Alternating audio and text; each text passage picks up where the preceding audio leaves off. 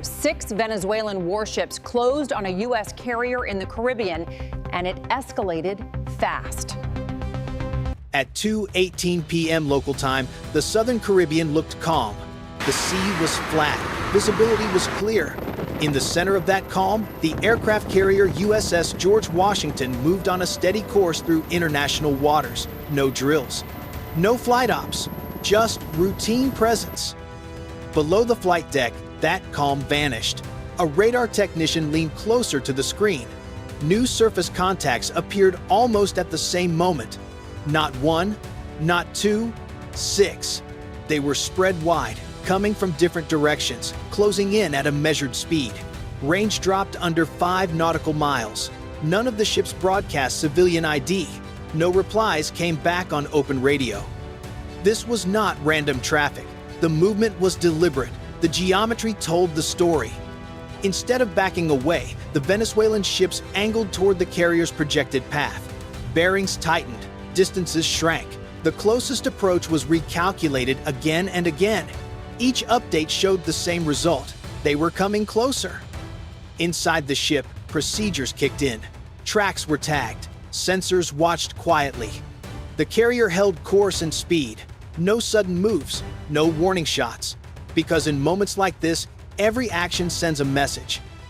As the gap fell toward 3 nautical miles, the situation crossed from observation to confrontation. 6 smaller warships, 1 carrier, close enough for mistakes to matter. If you want to follow this standoff minute by minute and see what happened next, subscribe now. This encounter was not just about ships getting too close. It happened in one of the most sensitive stretches of water in the Western Hemisphere. The Caribbean is not empty ocean. It is a corridor. Oil routes, trade lanes, undersea cables, and air traffic all pass through here every day. A United States aircraft carrier moving through this space is not accidental. It is a signal of presence, stability, and deterrence. For Venezuela, proximity is one of the few tools available. They cannot match a carrier in size, air power, or reach. What they can do is press distance. Closing in forces attention. It creates risk without firing a shot. It tests how far they can go before the other side reacts. That is why 6 ships moved together instead of 1. It was meant to look coordinated, controlled, and intentional. For the United States Navy, this kind of moment is about restraint under pressure. Changing course too early looks weak. Overreacting looks dangerous. Holding speed and direction sends a different message. It says control stays with the carrier, not with the ship circling it. That matters because every watchstander on board understands what is at stake. A small steering error at close range can turn into a crisis in seconds. This is also personal for the crews involved. These are not lines on a map. These are sailors standing watch, tracking targets, making judgment calls in real time. When distance drops below 3 nautical miles, it stops being abstract. Faces are visible. Movements are watched. Responsibility becomes immediate. If you think Venezuela pushed too far in this standoff, comment 1. If you think the United States response was the right move, comment 9. And subscribe to follow how this confrontation continued to unfold. The first response did not come with noise. It came with routine. Inside the Combat Information Center, tracks were confirmed and labeled. Bearings were checked twice. Speeds were recalculated. A watch officer called out the update in a calm voice. 6 surface contacts. Military profile. Closing slowly. No identification. No radio reply. On the radar screen, the symbol shifted from neutral to monitored. That change mattered. It meant someone real was behind the movement. A technician adjusted the range scale. 5 nautical miles became 4, then 3.5. Each refresh tightened the picture. The math was clear. Their paths were not crossing by chance. They were shaping the carrier's movement. On the bridge, the officer of the deck received the report. Course steady, speed unchanged. That order stayed in place. Sudden turns at close range create confusion. Confusion creates mistakes. The safest move was discipline. Hold the line. Let the other side carry the burden of safety. Radio hails went out again on international channels. Short, professional, recorded. no response. Silence confirmed intent more than words ever could. Below deck, electronic support measures listened carefully. Low-power radar sweeps appeared, then faded, then returned. Not targeting, not fire control, just sensing, probing, testing for reaction. A junior watchstander leaned forward, eyes fixed on the display. One contact adjusted course by a few degrees. Another mirrored it seconds later. That detail was passed up immediately. Coordination confirmed. This was no single captain acting alone. It was a group move. Escort ships began subtle adjustments, small changes measured in degrees, not miles. Nothing dramatic, nothing visible to cameras. But coverage improved, angles closed, gaps disappeared. Every move followed a checklist written long before this day. As the closest contact dropped under 3 nautical miles, the room grew quieter, not tense, focused. At that distance, reaction time shrinks fast. A throttle change or steering error can turn a message into an incident. The carrier stayed steady, predictable, and calm. No alarms sounded, no weapons were manned. The response was already working, just not in a way that made headlines. Sensors watched. Systems recorded. People stayed disciplined. The first response was not about force, it was about control. By 2:41 p.m., the pattern changed. What had been a slow, deliberate approach became something tighter. 2 Venezuelan ships shifted closer along the carrier's flanks. Another eased ahead of the bow, just enough to force attention. The remaining ships adjusted behind, not rushing, not drifting, closing with intent. Inside the Combat Information Center, the geometry was unmistakable. Bearings compressed, closest points of approach dropped again. The number on the screen slid below 2.5 nautical miles. At that distance, safety margins disappear fast. In close encounters at sea, even a 5-degree turn can decide whether ships pass clean or scrape history. Electronic sensors picked up a change. Radar emissions from one Venezuelan vessel grew stronger and more consistent. Still not weapons grade. Still not a lock. But no longer passive. They were actively looking, testing, measuring how the carrier would react. Every signal was logged, every pulse recorded. The United States ship did not answer electronically.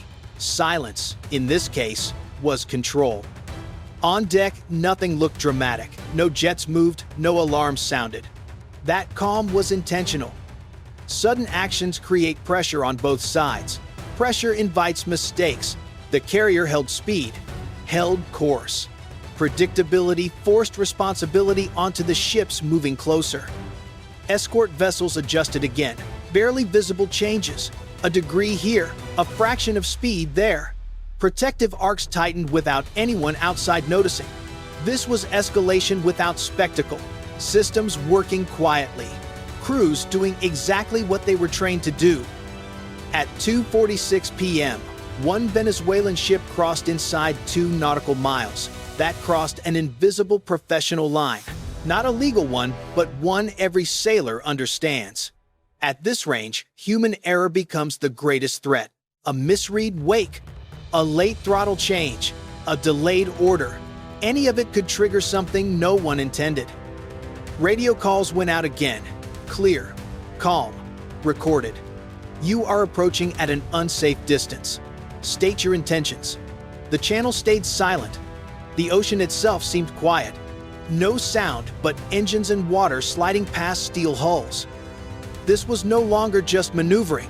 It was pressure, a test of nerve, a question hanging in the air. Who would blink first? If you believe this escalation was a deliberate provocation by Venezuela, comment 1. If you think the United States response was the right way to keep control, comment 9 and subscribe as this confrontation moves closer to its turning point. The twist did not arrive with a warning, it arrived with motion above the water. At 2:49 p.m., a quiet change unfolded on the carrier's flight deck. A United States Navy helicopter lifted smoothly into the air. No rush, no dramatic climb, just a controlled ascent into the humid Caribbean sky. From the outside, it looked routine. Inside the standoff, it changed everything. The helicopter did not charge toward the Venezuelan ships. It held distance. It stayed visible.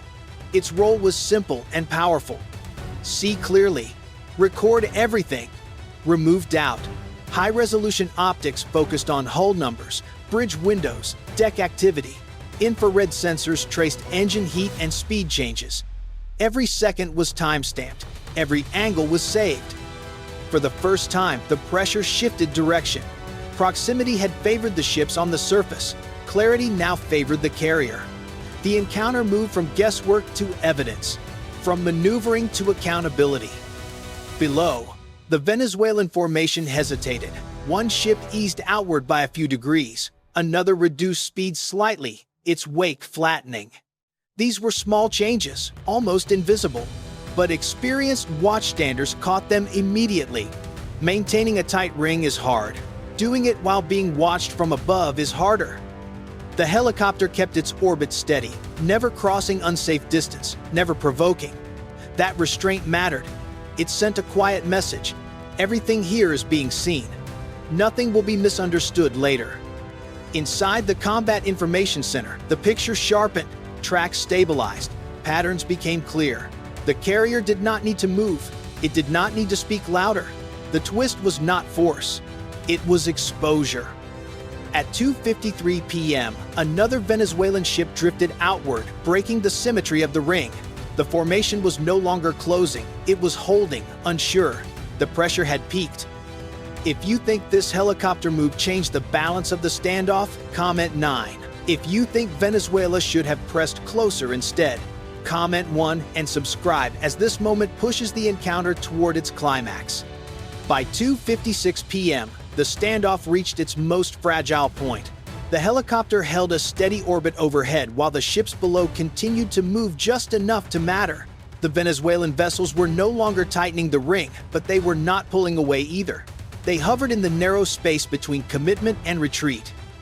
Inside the Combat Information Center, sensors registered another shift. One Venezuelan ship increased radar output again. The signal was stronger and more consistent. Still not a weapons lock. Still not an open threat. But no longer passive. They were actively searching. Every pulse was captured and logged. No one raised their voice. A brief update crossed the room. Emissions increasing. Range holding under 2 nautical miles. At that distance, reaction time shrinks to seconds. A single error could turn pressure into impact. On the bridge, the captain watched in silence. Course steady. Speed unchanged.